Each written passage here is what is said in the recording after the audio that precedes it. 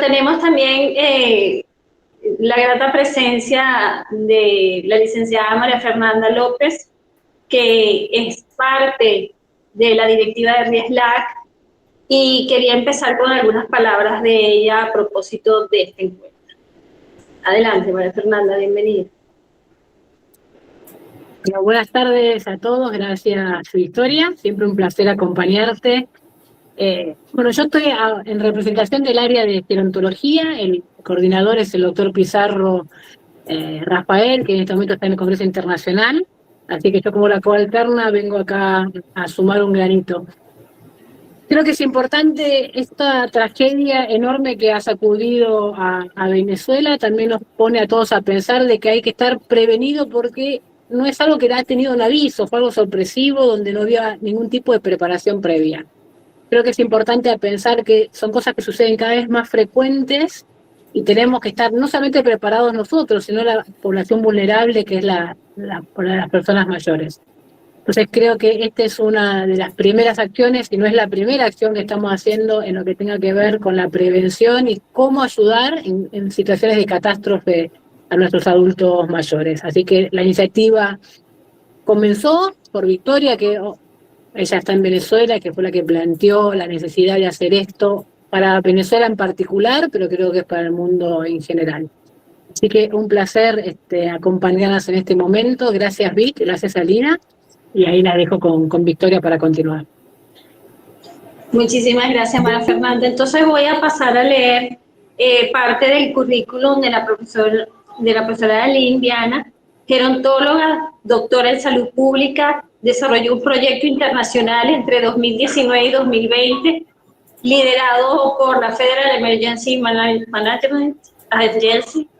Fue investigadora en el Centro Nacional de Monitoreo y Alertas de Desastres Naturales, CEMADEN, a través de diversos proyectos entre 2020 y 2021. Profesora de gerontología de la Universidad Federal de Sao Carlos.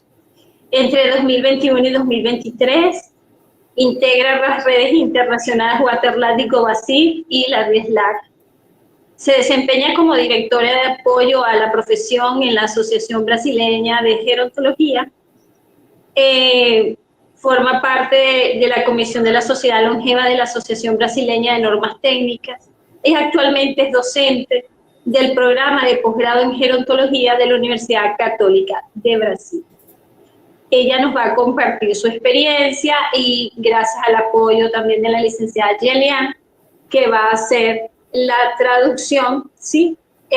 Con la idea de que pueda ser claro para la presentación del contenido. Cualquier duda, las preguntas al fin, ¿sí? Adelante, Aline, bienvenida. Bom, boa noite, buenas noches a todos. No hablo espanhol, entonces le pido perdão. Vou falar em português e com despacio. Bom, então eu vou fazer aqui a projeção, tá? Bom, a minha experiência, né, igual quando foi feito o convite, eu acho que é bom esclarecer, né, a minha experiência maior é com... Esta invitación es para compartirles a ustedes mi experiencia, todas las experiencias que he vivido en el campo de los desastres. E a minha experiência maior é em inundações e deslizamentos, eu falando do tipo de desastre, mas a minha área maior é mais na área de gestão mesmo, envolvendo equipe, saúde e defesa civil. Y mi experiencia mayor es en el área de las inundaciones. Estoy especializada en el área de desastres.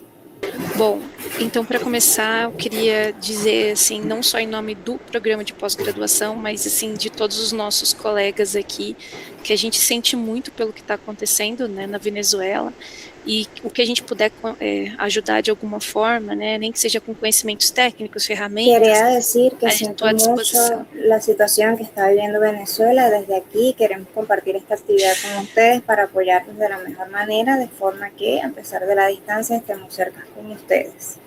Vamos a compartir la siguiente información.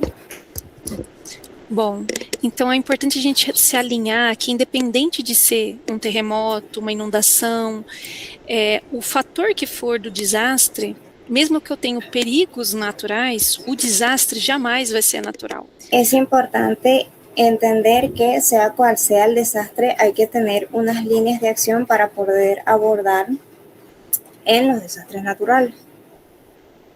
Isso, porque os desastres, eles não são naturais. Para eu ter um desastre, eu tenho que ter a ocorrência de um fenômeno, Okay. e ele pode ser natural ou tecnológico, independente.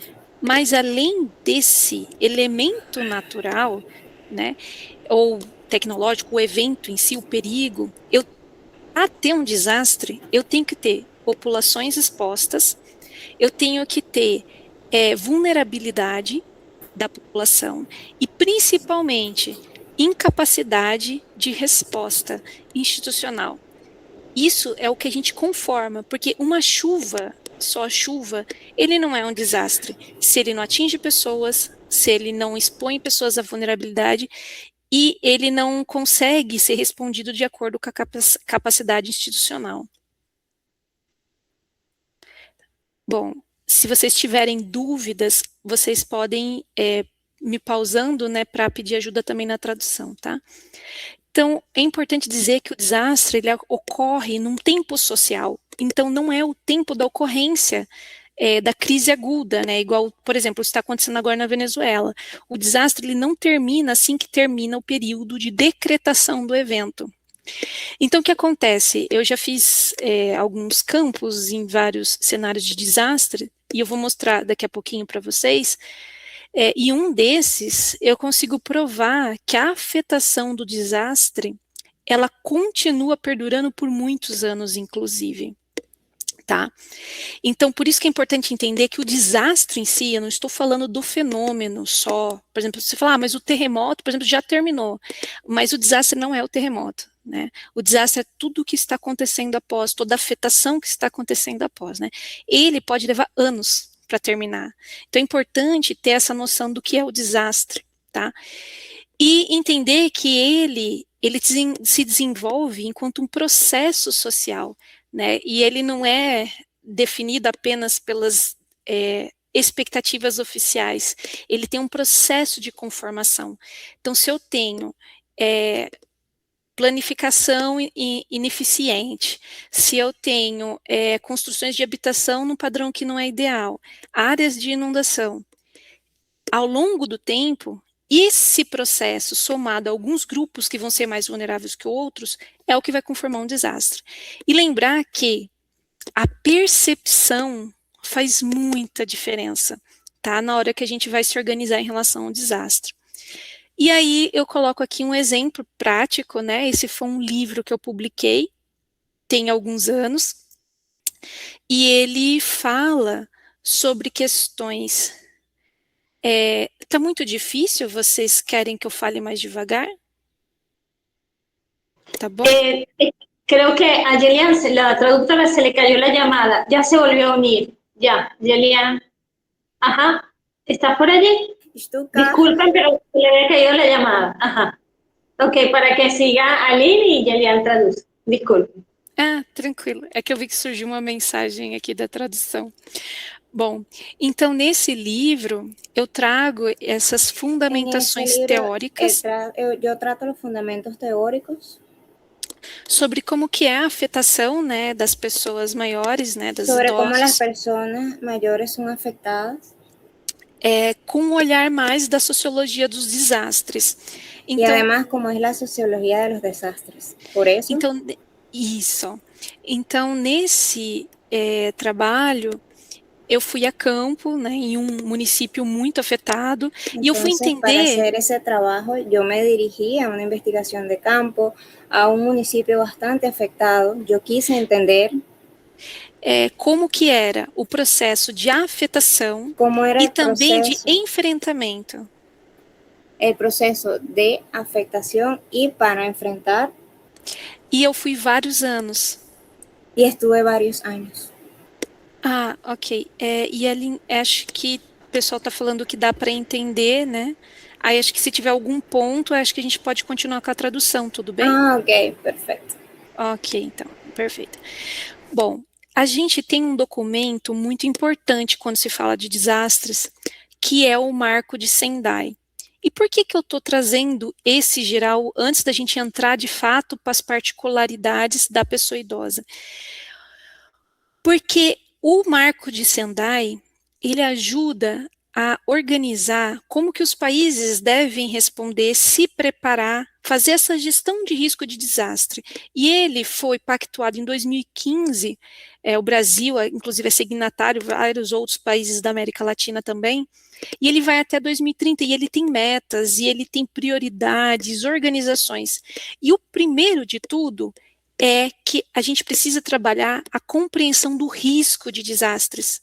Porque se eu não entendo o que é esse risco, eu não me planejo. Outra coisa, eu preciso fortalecer a governança dos riscos dessa gestão. Porque, inclusive, eu vou falar daqui a pouquinho, né? A gente tem níveis de preparação. E embora eu acho sensacional, eu acho muito bom que os profissionais estejam se manifestando em relação a essa autoproteção, quando a gente tem um desastre, se a gente não tem uma gestão acima de governança, é muito difícil falar em autoproteção se eu não tenho essa organização que vai amparar essas pessoas. Então, mesmo que a pessoa tenha autoproteção, que ela esteja preparada, se eu não tenho essa governança de risco a um nível maior, não adianta. As pessoas vão continuar sendo afetadas. Então, por isso que eu até peço licença para discutir nessa camada um pouco acima, né? Porque acho que de tanto né, há tantos anos nisso, eu acho que é importante a gente reforçar, né, a importância dos profissionais trabalharem integrado na gestão, na preparação. Bom, uma outra prioridade é a gente investir mesmo na redução do risco. Não adianta mais a gente ficar tentando apagar incêndios, né? A gente precisa de fato entender o que é esse risco, como ele se conforma, e não é um profissional de uma área, né? A gente tem muitas coisas, muitas áreas que trabalham junto, que a gente precisa começar a trabalhar para a redução do risco, senão a gente vai continuar colocando as mesmas pessoas sempre nos mesmos lugares de risco, tá?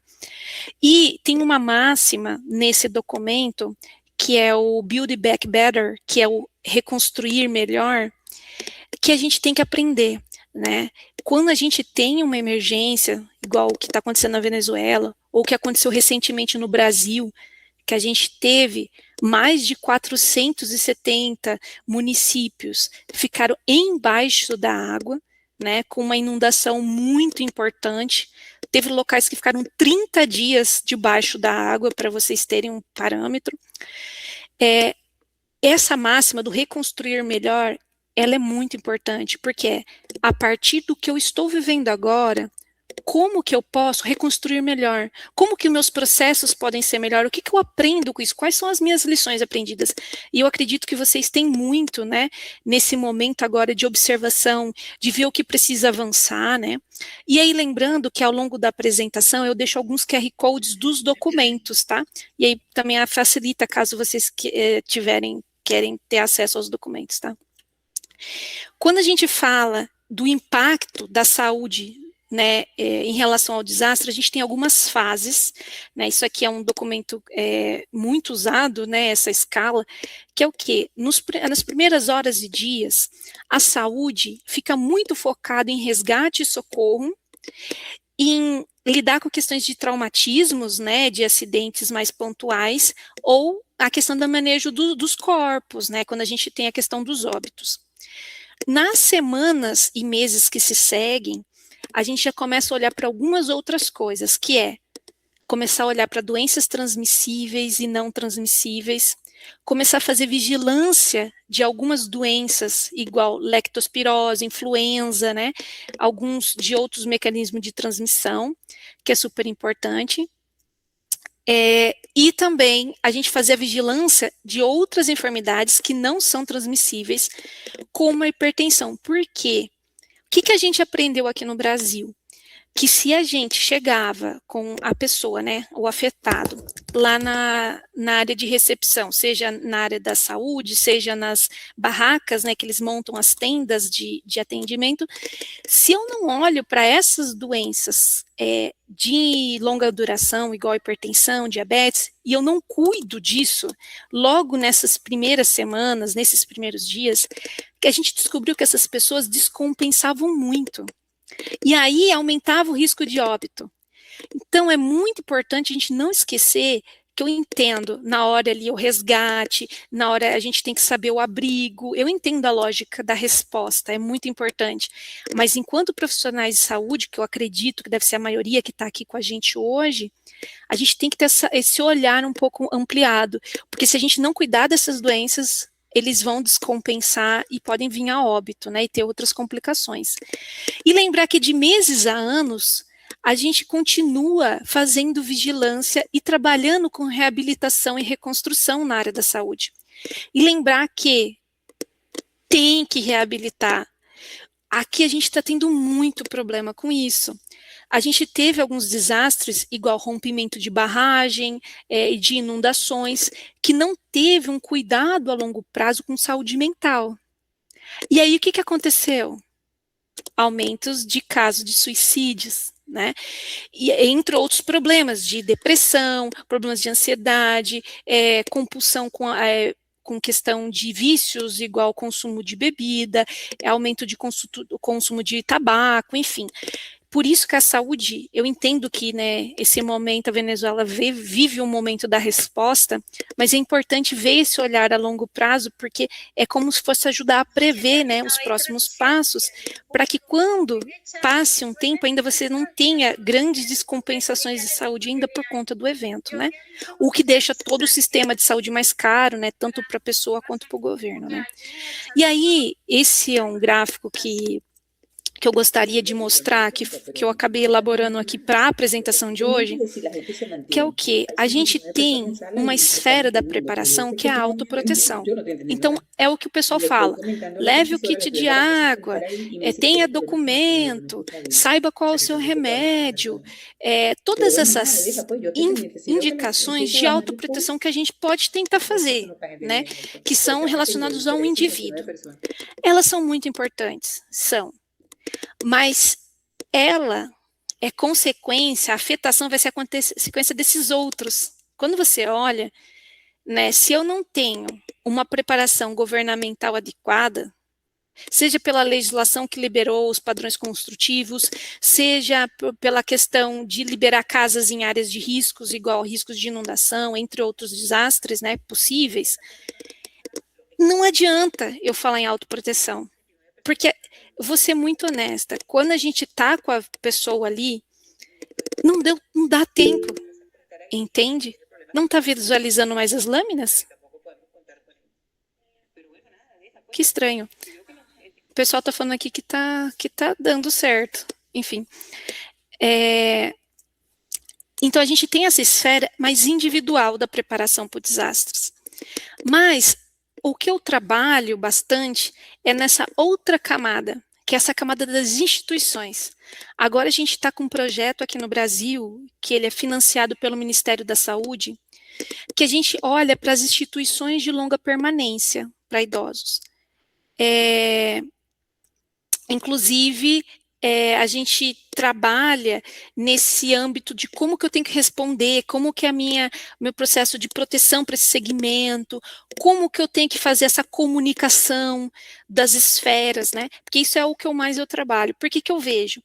Se as pessoas estão nesses ambientes, seja escola, hospital, empresas, instituições de longa permanência, né, que o pessoal chama de casa de repouso ou residenciais para idosos, né? Enfim, se a gente não tem essa preparação, o desastre ele acaba tendo proporções muito significativas de impacto mesmo de saúde na pessoa idosa, tá? E tem uma outra coisa que é uma preparação mais comunitária que a gente pode fazer. E aí, um exemplo aqui no Brasil, a gente tem um negócio chamado NUPDEX, que são núcleos de proteção e defesa civil em nível comunitário. Então, a comunidade ajuda a fazer essa vigilância e essa preparação em emergências no bairro, nas localidades, na comunidade. Isso tem um impacto muito positivo, né? A gente tem algumas falhas, claro, né? Mas, no geral, é uma experiência muito importante de conquistas locais, né? Para a redução de risco de desastre. E, claro, a gente tem a preparação a nível governamental, né? Que eu acabo também auxiliando nas minhas pesquisas, enfim, no que eu já fiz de consultoria, para a gente ajudar a dar ferramentas mesmo, para que comunidade, empresas e até as pessoas possam responder num desastre. Bom, gente, tem alguém falando alguma coisa aqui?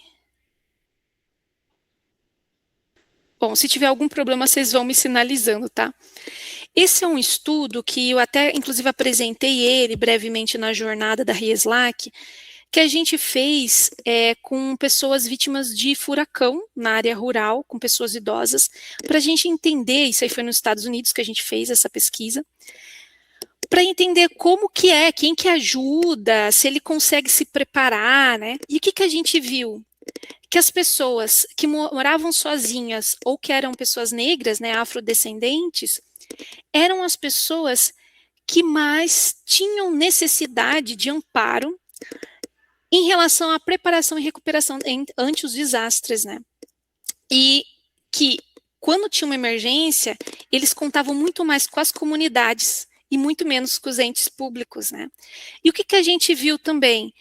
Que as pessoas afrodescendentes, né, eles reportavam que tinham bem menos preparação do que os demais, né, investigados pela gente, e também tinha muita dificuldade econômica em se manter, né? Então, esse é um estudo que a gente fez lá. Esse aqui foi um estudo que eu fiz aqui, ele é publicado acho que é REDER, né, que é a revista de desastres aqui da América Latina, e ele fala um pouquinho assim sobre a questão da moradia, que eu acho que talvez vai ser que um pouco vocês vão lidar, né, daqui a pouco com esse problema, que é, perdeu-se a moradia, para onde que essas pessoas vão? E nesse estudo, eu fui para essas localidades para tentar entender o que acontecia. E a gente teve políticas de reassentamento que não foram muito boas. O que a gente fez aqui no Brasil? Fez vários conjuntos habitacionais, colocou todo mundo numa área só, pessoas de áreas diferentes, pessoas de área rural, pessoas do tráfico de drogas no mesmo ambiente. E aí, a gente começou a ter locais com 10 mil pessoas, que eram 10 mil pessoas que dependiam da assistência social, com muitos problemas de saúde e assistência no mesmo local. E começou a gerar muitos conflitos e violência nesses espaços. Então, assim, a gente viu que esse método, do jeito que foi feito, não é bom, sabe? E isso é um alerta para vocês começarem, né, quem for que trabalha com isso, talvez para a gente começar a ver essas políticas de reassentamento posterior aos desastres de uma forma mais humanizada.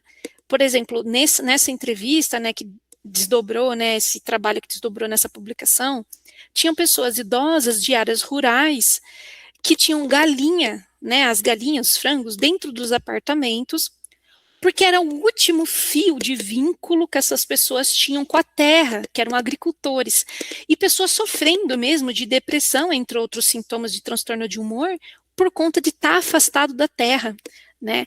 E aí a gente fica, né? Será que as medidas que a gente está tomando de recuperação e reconstrução, de fato elas são recuperativas? Será que elas são eficientes? A gente precisa humanizar mais essas políticas. Isso falando a nível Brasil, né? E esse foi um outro recorte da pesquisa que foi para analisar os dados de saúde mental. E assim, o que eu encontrei? Que quando eu fui pesquisar, e eu fui pesquisar todos os dados que tinham, né, de saúde, eu via que não tinha aumento, não tinha tendências de aumento, né, na série temporal de pioras de saúde mental. Exceto um dos municípios, que é o que eu trago aqui para vocês, o gráfico, que foi mostrando essa tendência pós-desastre, né, que foi mais ou menos em 2008 que aconteceu, e aí você vê uma tendência de crescimento até 10 anos após, né, o evento. Só que acontece, quando eu fui olhar os dados não, a maioria dos municípios não trazia esse aumento.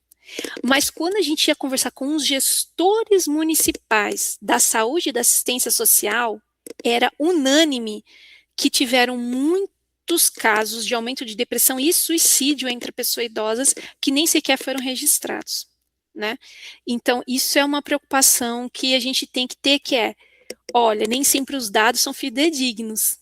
Então, por isso que é importante ter outras fontes de informação. E essa é uma dica que eu dou para vocês. Quando vocês vão fazer cruzamento de análise de dados, vocês vão ver que sempre na época do desastre você tem uma queda. Porque para tudo, né? Você não tem como fazer o registro, as pessoas são atendidas e você perde os dados, você perde a memória do desastre. O que é terrível, porque depois você não consegue, muitas vezes, recuperar esse gap de informação para fazer políticas públicas, né?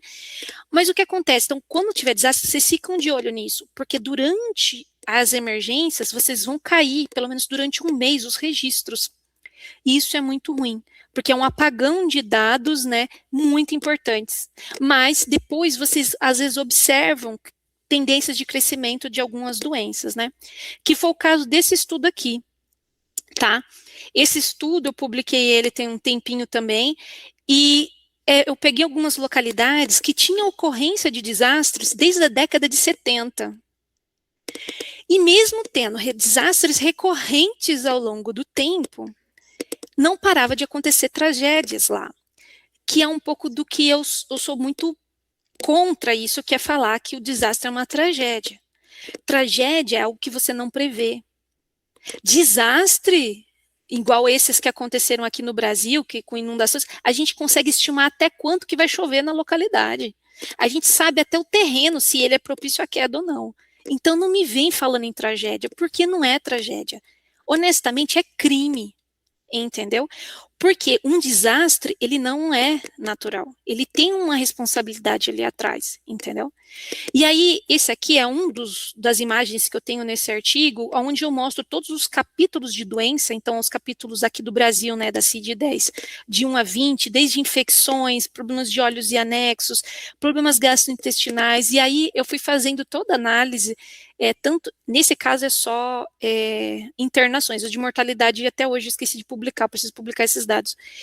E aí você vê aumentos significativos em doenças de olhos e anexos, gastrointestinais, principalmente entre mulheres idosas nessas localidades, tá? E aí eu falo, e aí como que foi o planejamento desses locais em relação à saúde? Pouco. E é por isso que a gente teve aumento de tendências para alguns locais anos após, porque não se fez o planejamento, sabe? Ficou parado só na resposta do desastre, esqueceu das demais fases, né? E aí, puxando um pouco para o que é um pouco do motivo de eu estar aqui com vocês, eu fui começar a olhar, porque assim, não é a minha especialidade terremotos, eu até já falei isso, repito, né? Eu não sou especialista na área de terremotos, mas é algo que eu acabo estudando, né? Venho estudando há muitos anos, quando eu estudo todos os tipos de desastres. E assim, há muita publicação sobre impacto de pessoas idosas em desastre, porque a gente tem algumas localidades com impactos frequentes, né? Igual Chile, a gente tem Marrocos, tem o Japão, né? Que são localidades que acabam sofrendo maior quantidade, né? Desses fenômenos. Então a gente tem muita produção. Eu trouxe algumas só para a gente ter um primeiro panorama do que pode acontecer. Talvez se replique na situação da Venezuela, eu não sei, né? Depende, porque igual eu falei, eu não sou especialista, né, na área da Venezuela, das políticas públicas, então eu não tenho esse conhecimento, né, da Venezuela. Mas enfim, no Japão, quando a gente teve desastres lá, um dos estudos, esse é um estudo um pouco mais recente, ele publicou finalzinho do ano passado, ele vem falando que a solidão ela tem impacto de como que a gente percebe e se prepara. E olha que interessante, eles viram que, de alguma forma, estar sozinho preparou melhor as pessoas idosas, no caso de terremotos. Por quê? Como elas sabiam que elas iam estar sozinhas, elas tiveram que se organizar mais. Então, algumas informações elas tinham, né? E isso é muito interessante, porque quando a gente só fala de idoso, né, pessoa idosa, a gente só vê essas coisas negativas, né? Mas esse é um estudo que trouxe um ponto interessante, né? Nesse outro estudo, ele mostra, né, ele faz uma revisão bem ampla, e ele vem mostrando que, olha só, em alguns outros terremotos, né, inclusive que aconteceram no Japão, eles vêm mostrando que a maior parte das pessoas que falecem nesses eventos são pessoas idosas. Então, no terremoto de Kobe, lá, foi em 57%. No terremoto que aconteceu em 2011, 66% das vítimas que faleceram nesse terremoto foram pessoas idosas. Eu não sei como que tá as estatísticas no país, né, nesse momento. Imagino que ainda não terminaram de contabilizar, né? E o que eles viram? Uma outra coisa importante nesses estudos, que se a pessoa tem mais problemas, né, em relação de enfermidades crônicas, problemas de mobilidade, essas são as pessoas que tiveram pior preparação, inclusive, para desastre. Olha só que interessante. No outro estudo, mostrava que as pessoas que estavam sozinhas se preparavam melhor. Aqui mostra que as pessoas que estão mais doentes, com mais comorbidades, com dificuldade de locomoção, acabam tendo mais dificuldade para evacuar e também se planejaram pior, né? Isso influenciou também nos desfechos, né? Esse daqui é um outro estudo também feito no Japão, que ele comparou grupos, né, grupo controle e o grupo que teve que ser realocado para casas de repouso, né? E olha só que interessante, ele falou, quando a gente muda a pessoa de um local para o outro, ao longo do tempo eu vou tendo perdas funcionais em comparação com o grupo controle. Isso foi uma sacada desse estudo, porque é muito difícil a gente fazer esse tipo de análise, sabe, na área de desastres. Mas eles conseguiram fazer um teste simples para quem é da área de fisioterapia, que é o teste One Leg Standing, né, que é de equilíbrio. Então, eles viam essa questão de equilíbrio, viram força de preensão manual, entre outras coisas, e eles viram que mudar a pessoa de local, mudar esses residentes, a longo prazo eu tenho uma piora de estado funcional. Então fica aquela coisa, será que só realocar é sempre a melhor opção? Né, depende do desastre, depende da situação. Será que evacuar é a melhor solução? Nem sempre. Tem estudos americanos, né, que sobre o contexto de furacões que falam, olha, algumas pessoas idosas, né, algumas instituições, desculpa, que fizeram evacuação tiveram pior desfechos os seus pacientes do que aquelas que permaneceram. E aí eu falei, e aí, eu evacuo ou não? Eu saio ou não saio? E aí que vem a literatura a nos apoiar, né, que é o que falta. Então, os donos os gestores dessas instituições de casa de repouso, né, hoje, pelo menos no Brasil, não tem esse amparo legal, que é o que a gente está tentando, de alguma forma, começar a desenvolver pesquisas para amparar esses gestores e essas instituições, esses residentes. Hoje não existe nada aqui no Brasil que fala evacua, não evacua, para onde eu vou, qual que é a rota, para quem que eu ligo. E isso é muito preocupante, né? É por isso que a gente está fazendo esse trabalho agora com a parceria do Ministério da Saúde. Bom, esse é um outro estudo, né, no contexto do Marrocos, que eles foram analisar a qualidade de vida, né, e ver o que estava influenciando. E olha só que interessante, eles viram que os danos na casa, né, perder familiares e ter estresse pós-traumático foram os que mais influenciaram na perda de qualidade de vida dessas pessoas. Só que eles viram que quanto maior o apoio social se fornecia para essas pessoas idosas, era um fator protetivo de qualidade ao longo prazo, né? Que eles estudaram, se não me engano, foi 6 meses após a ocorrência do desastre. E eles viram também o quê? Que entre as pessoas idosas, dimensões de saúde física e também de saúde ambiental, de forma a longo prazo, foi o que mais afetou a saúde e as condições de vida dessa população estudada. Então tem muita coisa.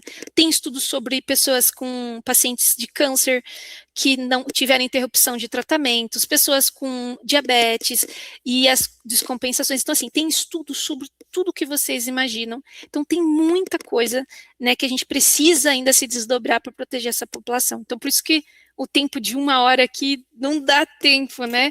Porque realmente é muita coisa, né, que a gente tem sobre isso.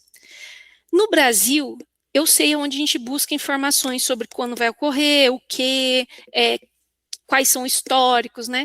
Que para a gente é esse banco aqui, né, da Defesa Civil, e na área da saúde a gente tem uma base de dados oficiais que eu consigo cruzar, embora ela tenha limitações, com informações de saúde. Eu não sei como que é a situação da Venezuela em relação a essa organização dos dados, de informações, né? Pelo rostinho que eu estou vendo de alguns aqui, parece que, enfim, eu não conheço a realidade, né?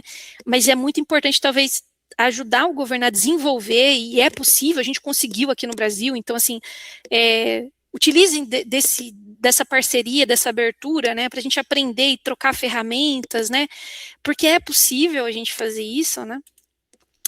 E a gente tem um documento orientador aqui, que tá bom, o que eu faço, como eu faço e quando eu faço, para os profissionais de saúde. E é um pouco do que eu queria trazer para vocês. E o QR Code também do material dele está aqui, tá? E também está ao longo dos slides. Primeiro, a gente tem algumas orientações gerais na área da saúde, quando a gente faz gestão de risco e desastres, que eu tenho que preparar, eu tenho que tentar reduzir esses riscos, eu tenho que trabalhar com recuperação, e aí eu tenho vários elementos que eu trabalho dentro desse ciclo de gestão, de redução de risco de desastres em saúde, que eu tenho que acionar. Né? E tudo isso, seja recurso financeiro, comunicação de riscos, quais vão ser os serviços que vão ser acionados, se a comunidade tem preparação, não tem, qual que é a política que me ampara para essas ações, tudo isso faz parte do que a gente chama de produção do conhecimento. Esse know-how nos ajuda, né, a produzir conhecimento, e essa produção do conhecimento nos ajuda a gerir melhor. Tá? Então, por isso que eu insisto, né, que a gente documente as coisas, né, façam pesquisas, eu estou aqui à disposição, que vocês precisarem, quiserem fazer parcerias, querem dúvidas, ideias para poder ajudar, porque assim, esse conhecimento ajuda na hora da gente gerir, e quanto melhor a capacidade de gestão, menor são os danos, né? E a gente tem, inclusive, um levantamento que fez muito a nível internacional, e a gente fez outro a nível nacional esse ano, mostrando o quanto que a gente consegue economizar, né? Então, por exemplo, se eu invisto $1 em prevenção, eu consigo evitar até $15 de recuperação. Ou seja, eu tenho uma economia dantesca. E isso falando em dinheiro, mas falando em perdas de vidas, né? Então, se eu tivesse uma política de construção melhor, igual a gente tem hoje no Japão, provavelmente as perdas seriam menores, né? Em relação ao país. A mesma coisa na área de inundações aqui no meu país. Se a gente tivesse fiscalizações e regras mais rígidas em relação à construção em áreas de deslizamento, a gente também teria menos perdas de vida. Então, vale a pena muito investir em prevenção, né? E aí, nesse documento, ele vem trazendo vários e vários tópicos. É um documento gigante, né, que eu não vou trazer tudo aqui para vocês, senão vocês vão ficar doidos comigo e vão falar, para de falar, pelo amor de Deus. Que para eu fazer prevenção, né, preparação, perdão, a gente tem que ver o que é que eu tenho de capacidade instalada, quais são os mecanismos, que ferramenta eu tenho que eu posso utilizar. Por exemplo, eu estava em campo, em um município, e eu estava lá e eles estavam discutindo o plano a gente chama de plano de contingência, que é assim, o que vai fazer se acontecer o desastre? E aí eu vi que eu estava lá com eles no meio, e eles abrindo os documentos, mostrando, olha, a gente tem o seu Joaquim que tem a escavadeira, a gente tem aquela empresa tal que pode fornecer não sei o quê, e eles vão mapeando as empresas, os indivíduos, pegando telefones e fazendo isso a nível de gestão municipal. E foi o que ajudou eles, né, nesse município que eu fui, a responder muito melhor em relação a outros municípios, porque eles tinham mais organizado, eles sabiam quem podia ajudar, né? Então, a gente mapear esses mecanismos e essas ferramentas são fundamentais. Um outro desastre que eu estive, a assistência social precisava saber quantas pessoas idosas tinham naquela localidade, mulheres, crianças, precisava saber. Eles não tinham essa ferramenta. Quem é que tinha? Era o pessoal da saúde que aqui no Brasil a gente tem a atenção primária, né, e a gente tem as agentes comunitárias de saúde, que são profissionais que vão nas casas das pessoas e visitam. Essas mulheres, né, essas agentes, elas tinham os caderninhos anotados na mão ainda, porque na época não tinha um sistema informatizado aqui, e foram esses caderninhos que foi a ferramenta principal balizadora da organização da resposta do município inteiro. Então elas sabiam quem eram as pessoas, aonde elas estavam e se elas já tinham sido encontradas ou não. Então foi assim, uma ferramenta de baixo custo que eles tinham informacional, era um caderno, mas é o que eles tinham e funcionou muito bem, né? Era um município bem pequenininho. Bom, a gente tem que, primeira coisa, quando a gente fala de preparação, né? Organizar fluxos de atenção e vigilância. E quando a gente fala fluxos, eu preciso também saber comunicar. E não é só o comunicar a nível eu com a mídia, eu com a comunidade. Não, eu tenho que saber comunicar entre os meus pares. Isso é muito importante, porque eu preciso que a farmácia esteja acionada e preparada, eu preciso que o pessoal do IML, que vai cuidar dos corpos, né, no caso dos óbitos, esteja alinhado. Então, dentro da saúde, eu tenho toda uma operação que eu preciso estar alinhada. Vigilância sanitária, por conta da água que vai estar contaminada e vai adoecer a minha população, os alimentos que vão chegar de forma de armazenamento inadequado, essas pessoas vão adoecer, vão ter diarreias, né? Então, como que eu organizo isso? Então, a saúde que faz isso, né? E é muita coisa. Outra coisa é, de fato, a resposta. A resposta é o que o pessoal, né, vocês estão vivendo na Venezuela agora, é a fase de resposta, que é a recuperação, é coordenar, é as pessoas chegando, é essa vigilância, né? Só que é importante, claro, a gente conseguir preparar isso antes, organizar essa resposta antes, e é possível, né? Só, realmente, às vezes, é complicado a gente falar nisso agora, mas a gente precisa planejar para responder melhor, né? E dentro desse documento, que é um outro documento, ele tem algumas etapas de como que eu preparo, né? Eu deixei o QR Code aqui. E a primeira coisa é, eu tenho que estabelecer um COI. O que é COI?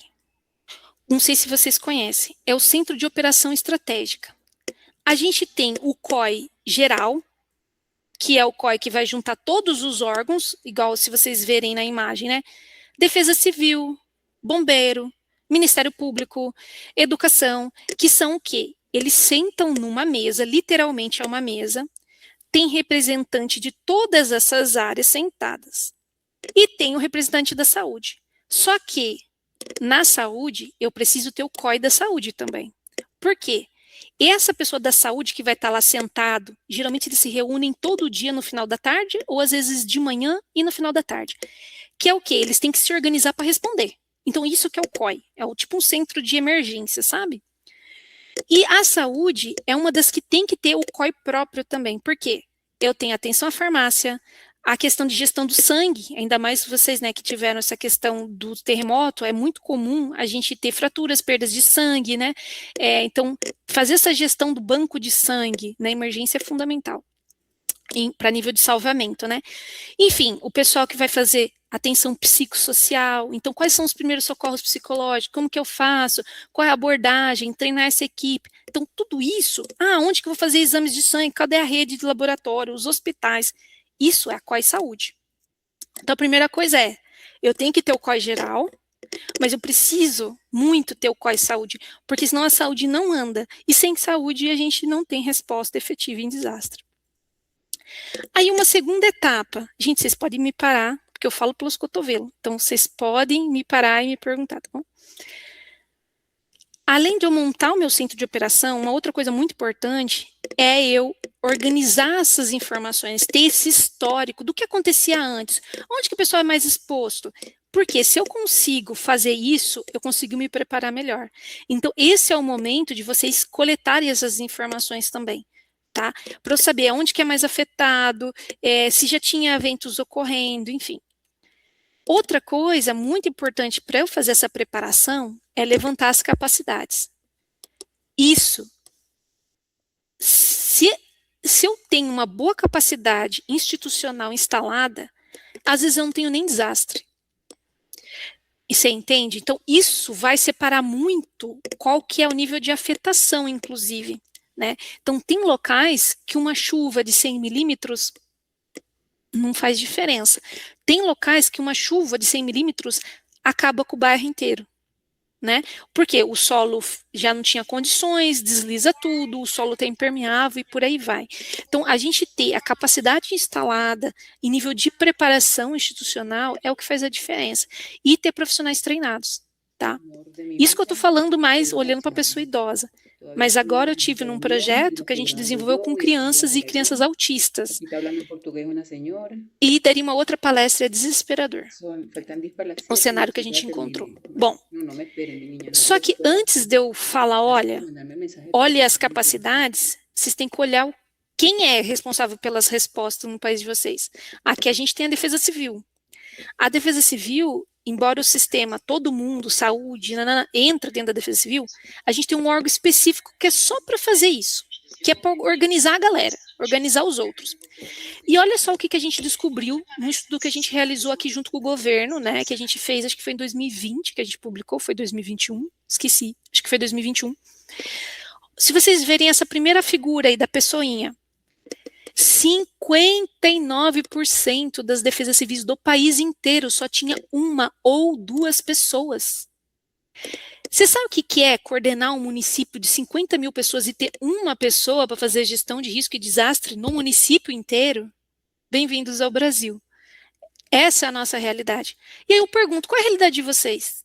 Dos que estão assistindo. Eu não sei se tem gente da Colômbia, tem gente da Venezuela, tem gente, não sei de onde, né? Porque é a res lá que vai para todos os lados, né?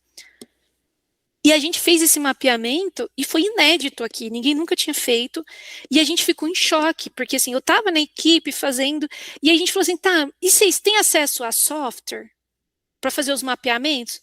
Aí 68% deles falaram assim, olha, nem isso. A gente, 30% não tinha nem computador, 67% não tinha nem veículo. E aí a gente foi falando assim, e essa resposta, como que eu preparo as pessoas? E aí que eu falo, às vezes não adianta só focar em autopreparação no nível individual. Se eu não tenho essa estrutura, essa organização, as pessoas vão ser afetadas do mesmo jeito, né? Por isso que eu bato muito na tecla, se a gente não muda aqui, a gente não muda nada. E aí desse trabalho, a gente começou a fazer o que a gente chama aqui de advocacy, que é trabalhar para mudar as políticas públicas. Algumas coisas a gente conseguiu. E foi uma grande vitória. Muitas outras coisas a gente ainda segue brigando. Igual a gente descobriu coisas em relação às crianças e a falta de amparo a crianças e crianças autistas, e agora a gente está fazendo um projeto de lei em um dos estados para a gente mudar essa situação. E a gente está, não adianta, tem que mudar as leis, né? E aí a gente vai brigando por isso, né? E aí, além de eu ver essas capacidades, eu tenho que mapear. Onde que estão as pessoas idosas? Onde estão os grupos vulneráveis? Onde que estão as crianças? Qual que é o estabelecimento de saúde? Ele tem área de risco? A gente descobriu que a gente tinha muita instituição de ensino no Brasil. Esse aí não fui eu que conduzi a pesquisa, foi um colega meu, o colega, né, ele era meu chefe, né, dentro do Centro Nacional de Monitoramento, e ele descobriu que tinha uma grande parte das escolas dentro de área de inundação e deslizamento. E aí, a gente fez um estudo parecido para saber onde que estavam as instituições de longa permanência para idosos. Mesma coisa. E tem estudos falando sobre os equipamentos de saúde. Mesma coisa. Então, essas estruturas que ajudam a responder estão debaixo d'água, estão em áreas que vão deslizar. Não pode um negócio desse. Então, como que eu melhoro isso? Porque se eu não melhorar isso, tem um colapsamento do sistema, as pessoas vão procurar ajuda e não tem ajuda, porque está tudo desmantelado, né, funcionalmente ou estruturalmente. E aí, uma outra coisa que a gente... Pode falar. Aline, nos quedan 5 minutos para que te dê tempo aí. Gracias. Perfeito. E aí tem uma coisa que é muito importante enquanto a gente de saúde. A gente precisa pensar que a gente tem que fornecer água potável, que a gente pode utilizar dos locais que estão abrigando para a gente fornecer imunização. A gente tem que pensar em segurança alimentar, porque essas pessoas, muitas vezes, elas não vão conseguir se alimentar com alimentos de qualidade, e a gente tem que se organizar em relação à alimentação e pensar que tem algumas coisas básicas, clínicas, que tem que estar ativas, e a gente tem que organizar nos abrigos, inclusive. Eu estive nesse último desastre que teve no sul do nosso país, E eles chegaram a montar alguns equipes volantes, que são equipes que vão em vários abrigos, e teve abrigos maiores que tinham equipes de saúde instaladas lá dentro 24 horas para dar conta da demanda. Então, são experiências que a gente pode auxiliar. E uma coisa muito importante é a gente fazer simulacros, né, simulados, porque através dos simulados a gente muda o jogo, né? Porque além de educação, ele vai ver aonde que são as minhas lacunas, né? E é o que a gente está tentando fazer nesse projeto agora aqui no Brasil, que a gente vai tentar fazer vários simulados nas instituições com o pessoal da saúde, defesa civil, enfim, por aí vai. E aí eu deixo essa recomendação desse artigo que eu escrevi, que ele fala, tá, dentro de uma instituição, o que eu tenho que fazer? E aí ele vem falar todos os passos da gestão, e o que eu faço em relação à proteção da pessoa idosa em cada uma dessas fases, tá? E dizer que a gente está com base do que aconteceu, né, recentemente no Brasil, um desastre de grande proporção, a gente está com esse projeto, né, em andamento, que a gente espera nas próximas oportunidades, né, a gente poder trazer os resultados e ver o que a gente conseguiu avançar, que é uma grande alegria. Deixo aqui também as minhas publicações, quem quiser, né, fica aqui o QR Code, que venho trabalhando com essa área já desde 2010, então já estou há 16 anos já nessa área, e dizer que é um prazer estar aqui com vocês, e o que vocês precisarem, enfim, eu estou à disposição.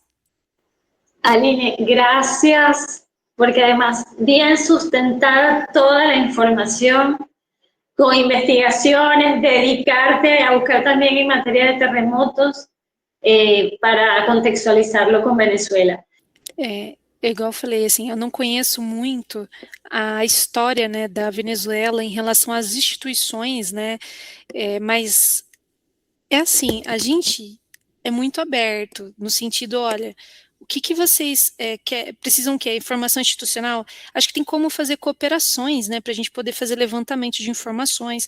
A gente tem o pessoal, inclusive do Japão, eles estiveram aqui no Brasil um tempo atrás, que tem uma comissão né, nessa área de desastre, que faz treinamentos, e eles vieram ensinar a gente, inclusive, como que a gente respondia em casos de desastre com as crianças. Então, por exemplo, a gente hoje tem um programa chamado Semadem Educação, que é um programa de educação nas escolas, que ensinam elas a evacuar, tudo isso porque eles vieram e nos ajudaram.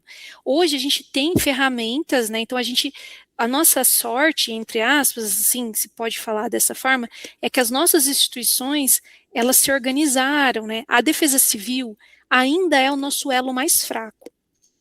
A gente ainda tem muitos problemas, poucas pessoas, igual eu mostrei no estudo que a gente fez com 1993 instituições brasileiras de defesa civil. Então a gente pegou uma de cada município, né, das que tinham, e a gente conseguiu chegar a quase 2.000, né, 2.000 municípios para fazer esse mapeamento.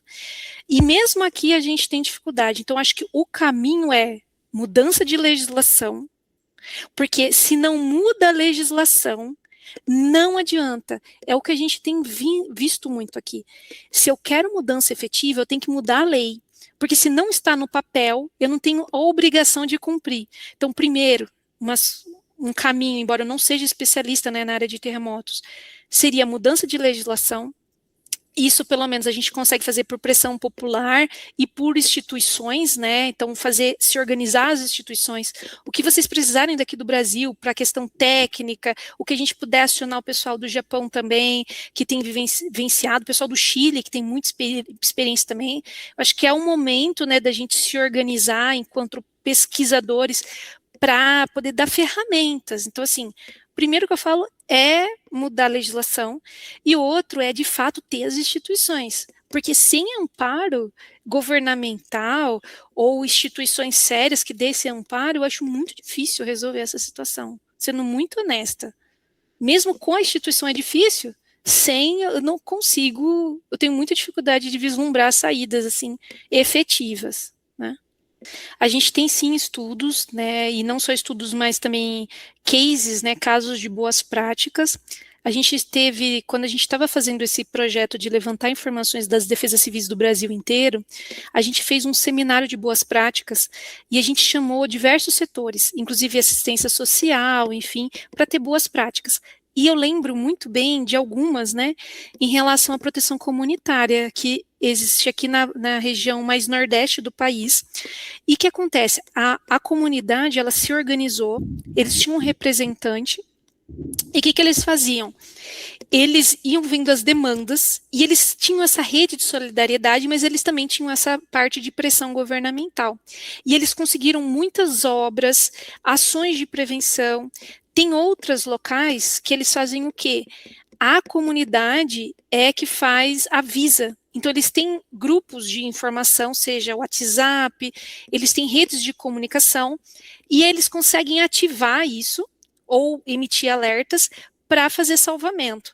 Então, assim, a gente tem experiências, então, com relação a disparo de emergências, a questão de obras, a gente tem boas experiências já, falando aqui no Brasil, e tem uma que eu lembro que eu estava num congresso, ai meu Deus, era um congresso internacional, e tinha uma pessoa, se não me engano, era da Espanha, falando das estratégias comunitárias no caso de ondas de calor, porque é um outro desastre, né? Então, quando a gente tem ondas de calor, é muito comum a gente ter pessoas idosas morrendo. E eles fizeram um sistema de proteção comunitária, de visitação, enfim, a longo prazo, que eles conseguiram ter uma taxa de sucesso, ou seja, uma de não letalidade muito alta. E eu lembro que foi um negócio que eu queria ficar de pé para bater palma nesse congresso, assim, vendo os gestores falando. Então, assim, a gente tem saídas comunitárias, e a gente tem algumas outras saídas através de instituições da sociedade civil. A gente viu recentemente agora, acho que foi 2025, quando a gente estava fazendo essa pesquisa com as crianças, o que aconteceu? A gente foi numa instituição que trabalhava com pessoas com diabetes. Eles coordenaram praticamente toda a assistência para chegar para insulina, né, principalmente para diabetes tipo 1, mas também medicação para diabetes tipo 2, e era uma instituição da sociedade civil, e se reuniu por solidariedade, começou a receber doações, e ela fez todo esse manejo. Então a gente tem, mas assim, eu vejo são situações assim mais pontuais.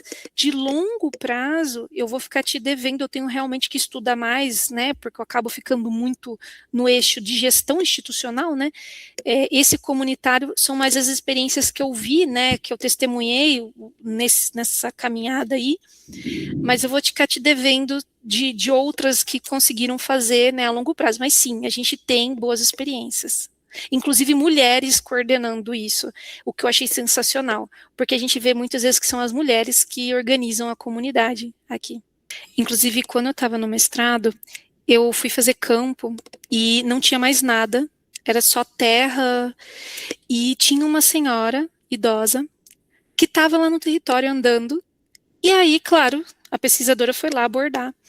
E aí eu falei assim, com licença, né, o que você está fazendo aqui, enfim, e ela falando assim, essa aqui era a minha casa, e ela só não conseguiu voltar para lá, porque ela não tinha mais condições de construir, mas a identificação com o território é o que a gente chama, na literatura, de pertencimento, que é o lugar, né, é o lugar de pertencimento dessa pessoa, então onde a pessoa tem as memórias, seus vínculos afetivos. Então, dentre todos os perfis etários, né, que a gente tem de pessoas na área de desastre, o que geralmente as pessoas têm mais dificuldade de lidar são com as pessoas idosas, porque elas não querem sair. Às vezes está para deslizar, está área de inundação, a área está de risco, às vezes a casa está rachada, e eles não saem. E eu entendo, né, esse apego, né, porque é uma questão de pertencimento. Tem um teórico que a gente trabalha muito, que é a questão assim, que a casa é essa concha de proteção dessa pessoa. E ela é como se fosse um ninho, né, que foi com muito sacrifício construída, né, é uma analogia, o Bachelard fala muito disso, que é igual o passarinho que vai com o peito ali e se machuca nesse processo para ter essa casa. Então, perder aquela concha de proteção, é a perda da história, das memórias. Então, realmente, a gente tem muito isso aqui. E aí, o que eu faço com essas pessoas que não querem sair? Honestamente, é uma coisa que eu adoraria estudar mais, porque eu não sei se eu tenho ferramentas hoje para direcionar, porque se eu não dou assistência, elas vão falecer nesses espaços. E isso é responsabilidade nossa, forço elas a saírem daquele local com sua residência, é uma violência. E então isso é uma violência institucional também nossa.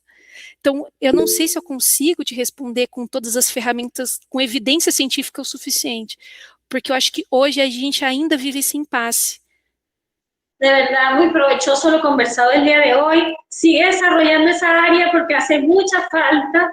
Y Gloria, por favor, la fotografía para terminar la actividad.